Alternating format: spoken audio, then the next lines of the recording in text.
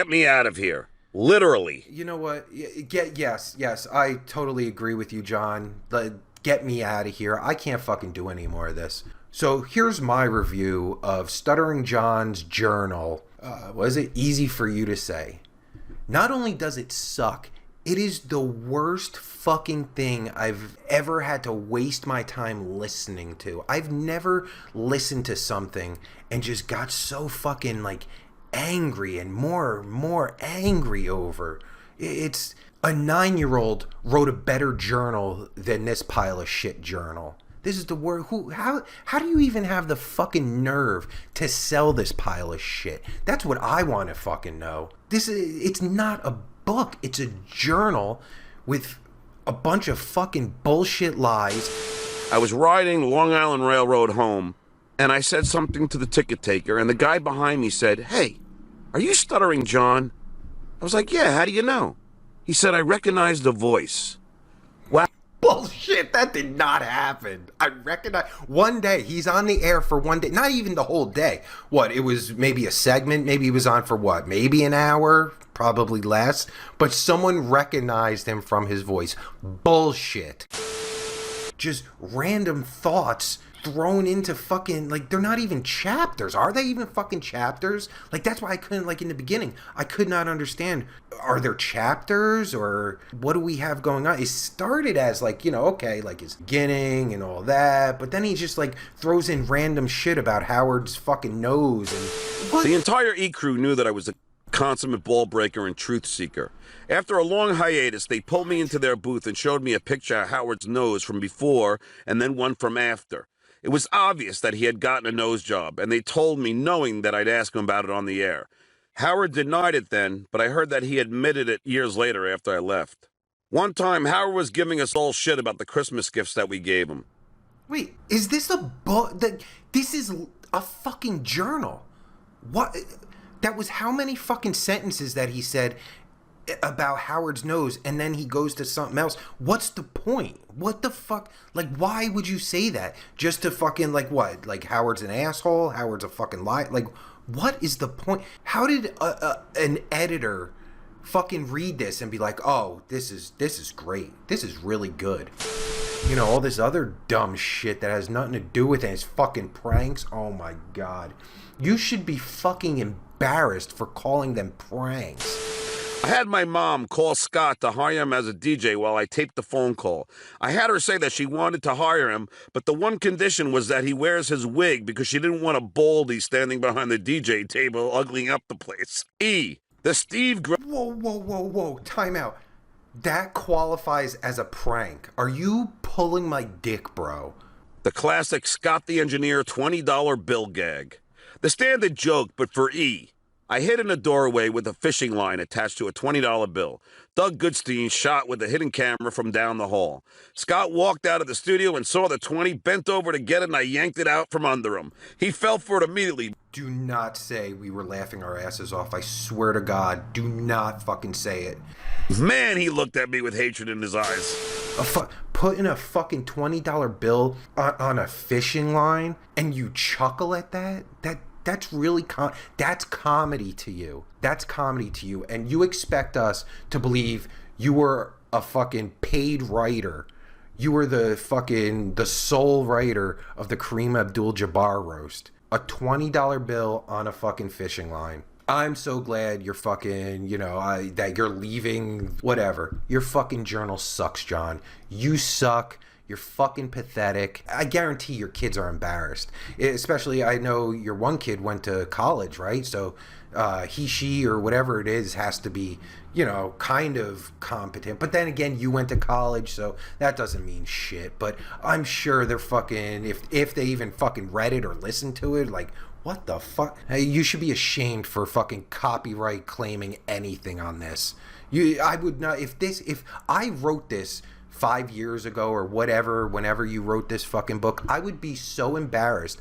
I wouldn't even fucking mention it. Oh wait, that's right. You rarely mention your book except when it comes to Carl from WATP. That's the only time you ever mention it with him, stealing your book or whatever bullshit you fucking cry about. But you never talk about your book in the way you talk about your glory days in the Howard Stern show and the Jay Leno show or anything like that. You never bring that up.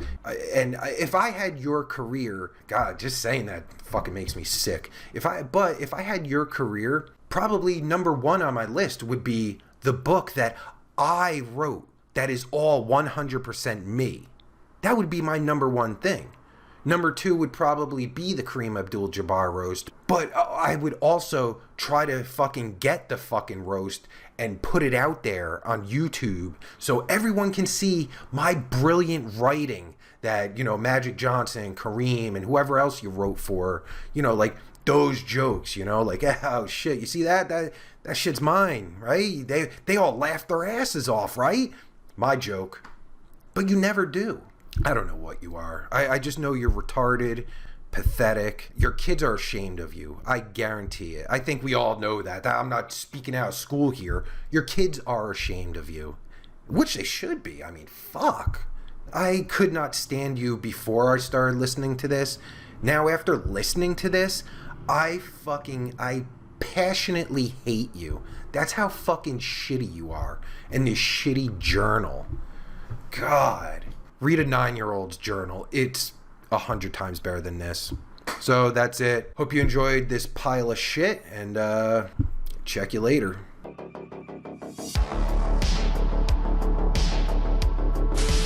In a brief conversation, she informed me that I was not to ask questions about the Munsters or Car 54, Where Are You? I promised her that I wouldn't. I lied. What a surprise. Stuttering John lied? I cannot believe this. I can't believe you lied, John. I mean, that's so out of character for you, you fuck. Fuck. Oh, as nervous as I was doing these interviews, I was starting to enjoy them in an odd way. I mean, after all, these celebrities had had their asses kissed for so long. It was about time someone cut them down to size, and that someone was me. Hero of the stupid. As I was named by an envious Robin Quivers as we were walking past 600 Madison Avenue, the then home of K-Rock. Is that a joke? Is he trying to be, like, I don't know if that was a joke, like she was envious? Do you really think she was envious? Now, I can't tell if that's a joke, because who on earth would think that envious of the fucking nickname Hero of the Stupid? Are you stupid? You really are stupid. Holy fuck. Here's a list. A. Gary the Retard. B. Wendy the Retard. C. Jeff the Drunk. D. Joe Cancer, whom I named. E. Sal the Stockbroker, who I would help write jokes to bust Gary's balls. F. Dr. Remulak. I'll never forget how my writing career started with the show. I was on the Channel 9 show. I used to do post-interviews with the guests. Well, I did one with the Underdog Lady, and that Monday morning when I was letting Howard into the building, he said, "Great job with the Underdog Lady, John." I was so happy because they were my own questions. The next week, He sounds like a child. Oh, they were my own questions. What the fuck? If you're such a brilliant writer, how come you haven't written a fucking stand-up act other than the only stand-up act you've been doing for however many years? Like, there's no evidence of your brilliant writing. Where's the evidence? Like, where? I would love to see the evidence of your brilliant writing. There is none. As we were chatting, I told him I was thinking about suing Raquel, and Dice was like, "What, are you going to tell the whole world that you get your ass kicked by a chick?" Hence, I didn't sue. Because you're afraid to be called a bitch? Well, what changed? Because now you're like the biggest bitch on the internet. Like, that's all you do. You're threatening to sue people. You're striking people. You're striking little baby YouTubers like me. I mean, what changed? How come you're okay with being a little faggot bitch now? Famous in my own right and went on other shows like Conan O'Brien, Jon Stewart, and Ricky Lake. Of course, I knew it was because of my success on The Stern Show, but I like to do other things. I would always ask Howard for permission. You have to understand something. I loved Howard and didn't want to do anything to piss him off. I also... What? Didn't you go behind his back with the fucking a book deal and fucking the Jay Leno thing. Like, those are two fucking big fucking things. Like, okay, little things, okay, maybe who gives a shit? But big thing, you're such fucking friends with him, and you go behind his back for I don't know how much more I can take of this. Feared him. There were times after I did an interview with a magazine or television show that I would stay up all night sweating in bed, going over the interview, making sure that I didn't say anything that would piss Howard off. I was asked to be in movies like Meet Wally Sparks with Rodney Dangerfield and Dude, Where's My Car? I was a guest on a Brandon Tartikoff show called Last Call, and afterward, Tartikoff pulled me aside. He looked me in the eye and said, "You've got it." Is he fucking serious? Is he fucking serious? Even if Brandon Tartikoff was there, you really expect us to fucking believe that he said, hey, you got it, man. You fucking got it. "Good night, Mommy," I said, knowing this was not the last time the slap fest was gonna happen. I fell asleep with my sisters crying in the next room. The stuttering started around that time, and the OC... See, anyone would have fucking empathy for any child that's, getting abused or hit or anything like that. Like, that's fucking horrible, man.